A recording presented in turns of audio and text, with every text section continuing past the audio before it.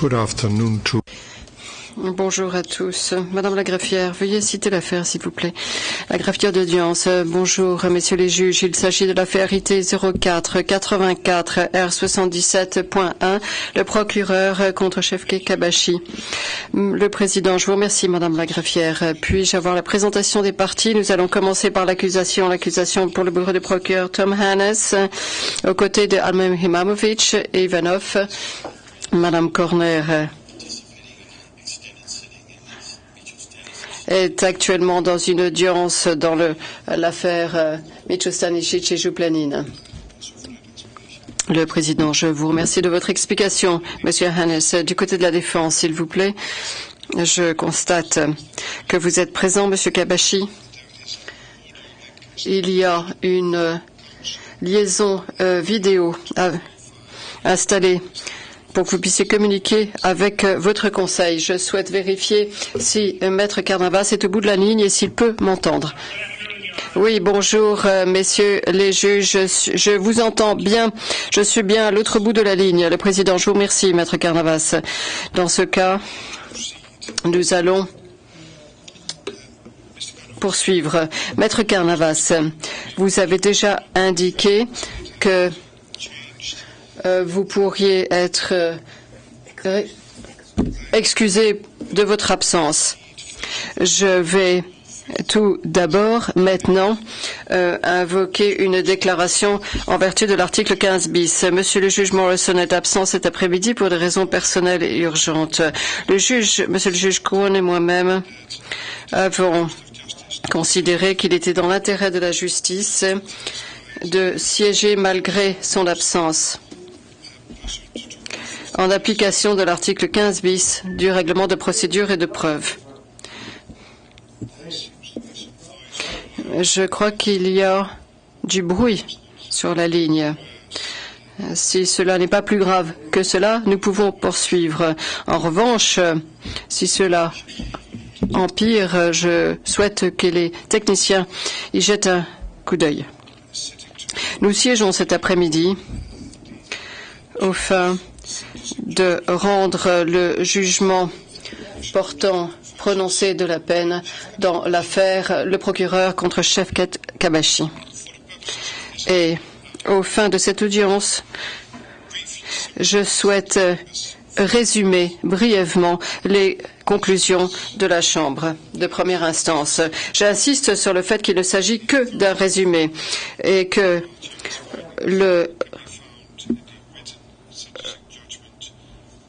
des exemplaires du jugement écrit qui fait foi et rend compte de l'intégralité des conclusions de la Chambre seront disponibles à la fin de l'audience.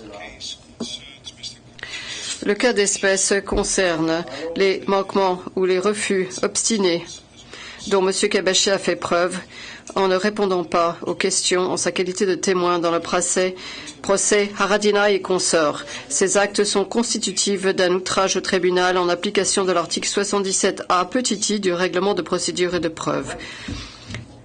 Le 26 août 2011, M. Kabashi a plaidé coupable de 2 chefs d'accusation d'outrage au tribunal. Le 31 août 2011, la Chambre de première instance a accepté son plaidoyer et l'a déclaré coupable. La Chambre de première instance va maintenant donner lecture d'un résumé de ses conclusions. La Chambre a tenu compte du fait que la rétribution et la dissuasion, tant spéciale que générale, constituent les 2 finalités premières de la peine. La Chambre de première instance a examiné la gravité des infractions commises et les actes condamnables dans leur ensemble. De par les manquements ou le refus obstiné dont il a fait preuve en ne répondant pas aux questions en sa qualité de témoin, présent ou non présent, M. Kabashi a privé la Chambre de première instance dans l'affaire Haradinaj et consorts d'éléments de preuve pertinents pour l'établissement de la vérité dans le jugement de la dite affaire. La défense a argué que la frustration ressentie par M. Kabashi, son expérience de la guerre et les intimidations subies par lui en qualité de témoin avaient pu contribuer au manquement ou au refus dont il a fait preuve en ne répondant pas aux questions. Malgré ces arguments, La Chambre de première instance conclut que quelque autre motif qu'ait pu avoir M. Kabashi, ces motifs sont restés vagues et ne peuvent pas être pris en compte dans l'établissement de la peine. En revanche, et dans le cadre de circonstances atténuantes, la Chambre a retenu le dossier médical indiquant que M. Kabashi souffrait de stress post-traumatique et que son état de santé se détériorait en milieu carcéral.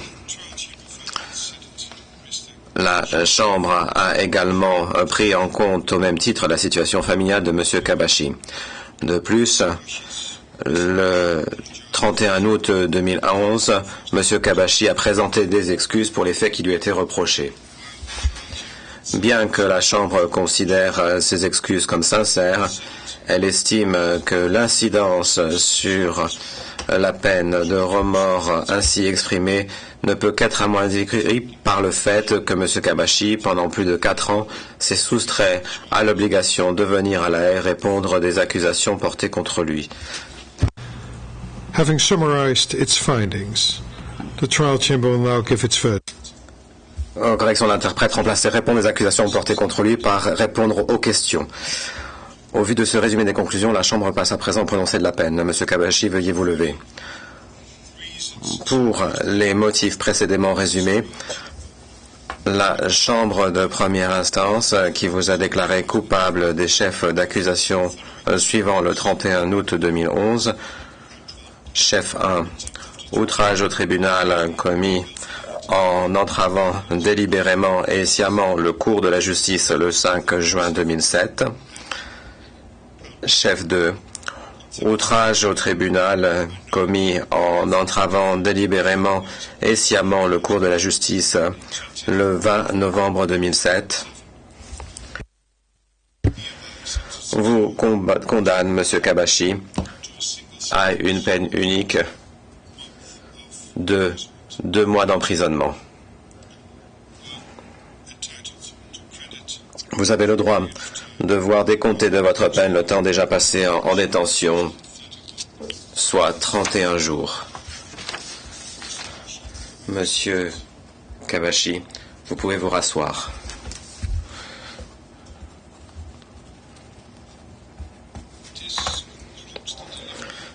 Ceci conclut le prononcé du jugement portant condamnation qui est dès maintenant rendu public. Mais avant de lever l'audience, je voudrais m'assurer auprès de Maître Carnavas qu'il a été en mesure de suivre le prononcé du jugement portant condamnation. Maître Carnavas. Oui, Monsieur le Président, Monsieur le Juge, j'ai été en mesure d'entendre cette audience. Le Président. Merci, Maître Carnavas. La séance est levée.